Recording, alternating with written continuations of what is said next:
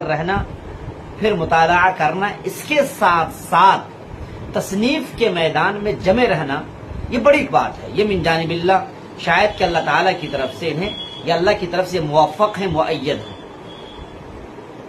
چنانچہ آپ نے بہت ساری کتابیں لکھی، بدعت و رسومات سے پرہیز کیجیے۔ اسی طریقے سے بہت ساری وہ کتابیں ہیں جو ابھی زیر طباعت ہیں، جو مسودے کی شکل میں ہیں، اسباب کی قلت کی بنیاد پر یا اسباب کے فقدان کی بنیاد پر وہ زیر طباعت سے وہ آراستہ نہیں ہو پائی ہیں۔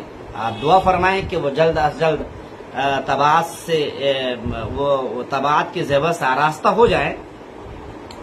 ابھی جو گناہ کبیرہ سے پرہیز کیجیے، اس کتاب کا میں نے سرسری مطالعہ کیا، اس میں تقریباً 70 مضامین ہیں، 70 گناہ کبیرہ کا انہوں نے تذکرہ کیا ہے۔